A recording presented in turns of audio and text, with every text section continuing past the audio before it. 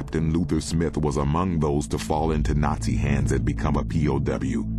He remembers that day vividly.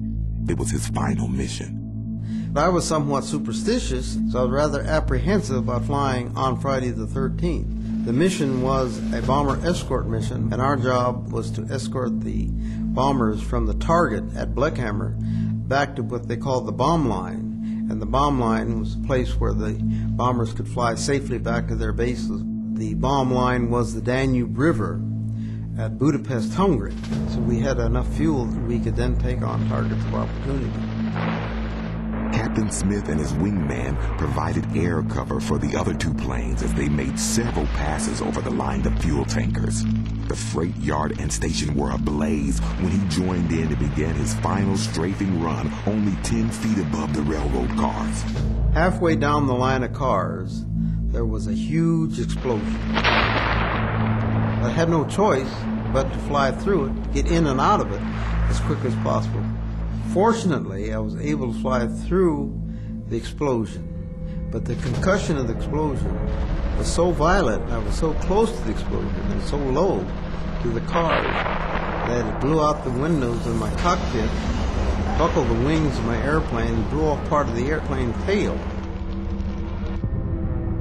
Battered and shaken, but still airborne, Captain Smith had dodged a fiery death, but the worst was yet to come.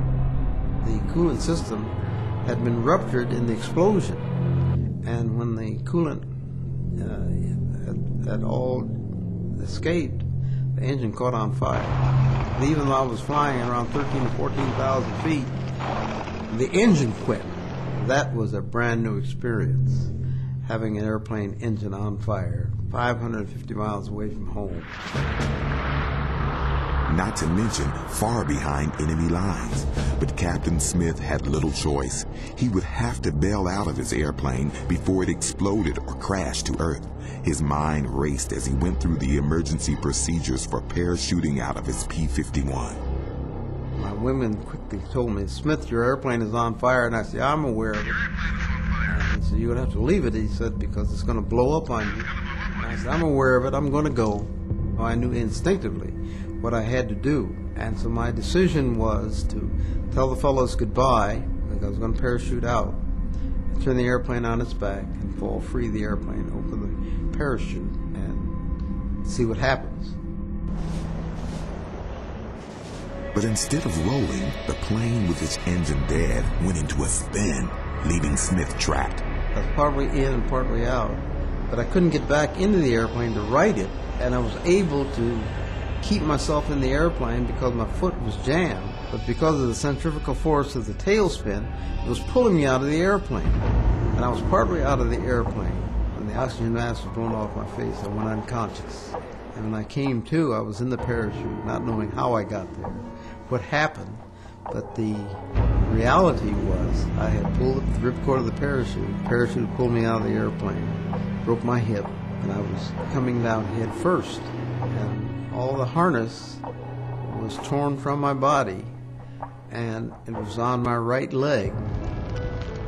And I could see the airplane burning on the ground below me.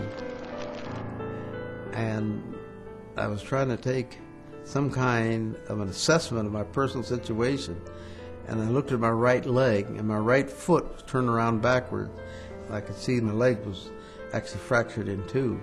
And then realized that when I hit the ground, I was going to land on my back or my neck, and I couldn't save my life. When the parachute came to the rest of the top of the tree and broke the fall, I came to the second time, reached out and grabbed a branch and sat on it. The three remaining Tuskegee airmen watched helplessly. From their vantage point, the odds he had survived were slim. He should have been gone. He bailed out, and he was almost to the ground, and the chute hadn't opened fully. And he hit the trees. The way he hit the trees, I thought he was gone. They asked me about it, and I said, "Oh, he is." They said, "He didn't make it. He's dead." Ensnarled in his parachute rigging, trapped high in a tree, and suffering from multiple hip and leg fractures, Captain Smith was captured by German soldiers and transported to a hospital where his injuries were treated. A few weeks later, he was transferred to a German prisoner of war camp in Austria. I was a prisoner of war for 7 months, and German military people, they respected and treated humanely the prisoners of war. Even being a black American and a prisoner, I was a military officer in their ranks. When German doctors would enter the room in German hospitals, they would Sieg Heil me with the salute, German salute. That was the kind of respect that I was given. That was hardly the kind of treatment Captain Smith and the surviving Tuskegee Airmen would receive from their own countrymen when they returned home.